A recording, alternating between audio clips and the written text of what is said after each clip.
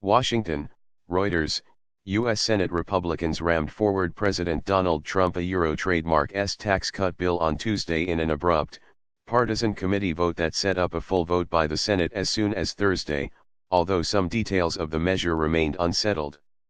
As disabled protesters shouted, "A Euro kill the bill, don't a Euro trademark kill us a Euro" in a Capitol Hill hearing room, the Senate Budget Committee, with no discussion, quickly approved the legislation on a 12-11 party line vote that left Democrats fuming. Republican committee members quickly left the room after the vote as Democrats complained about a lack of discussion on a bill that would overhaul the U.S. tax code and add an estimated $1.4 trillion to the $20 trillion national debt over 10 years. The White House called the committee action a Euro an important step toward passing historic tax relief and reform a Euro. Republicans are hurrying to move their complex tax legislation forward, hoping to avoid the protracted infighting that doomed their effort to repeal Obamacare 4 months ago. Since Trump took office in January, he and fellow Republicans in command of both chambers of Congress have approved no major legislation, a fact they want to change before facing the voters in the 2018 midterm congressional elections. If the Senate approves its tax measure later this week, it would need to be reconciled with a version already approved by the House of Representatives before anything could be sent to the White House for Trump to sign into law. Republican leaders conceded that they have yet to round up the votes needed for passage in the Senate, where they hold a narrow 52-48 majority.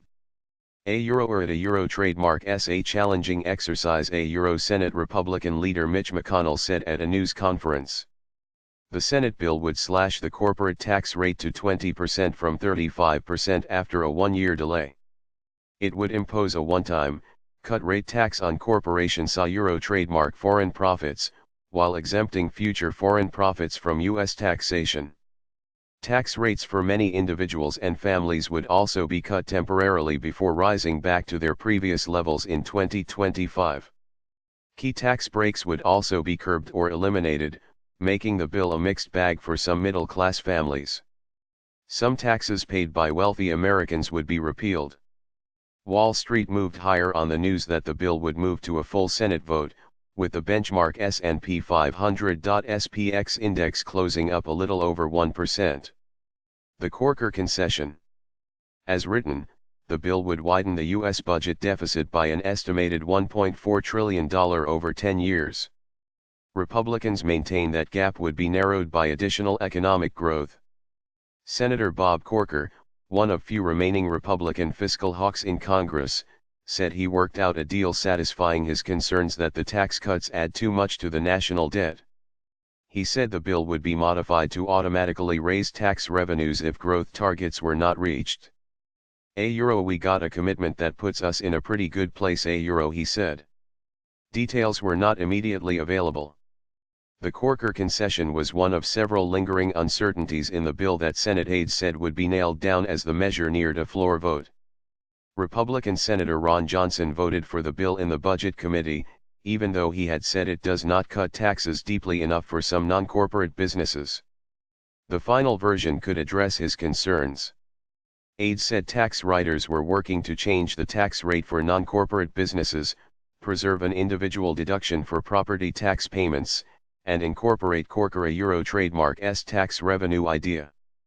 Democratic Senator Jeff Merkley told MSNBC that the Corker concession was a Euro or an absolute gimmick a Euro that could be undermined later. A Euro or at a Euro trademark's just a justification to let those who have argued that they don't a Euro trademark believe in increasing the deficit actually vote for a bill which does exactly that a Euro, Merkley said. As the tax fight played out, a new battle opened on another front as Democrats canceled a White House meeting with Trump to discuss spending, immigration, and other issues after Trump said on Twitter that he did not think a deal was likely. Lawmakers must renew government funding before it expires on December 8 or risk a shutdown. Democrats hope to use their leverage on the budget issue to renew protections for young immigrants who entered the country illegally as children.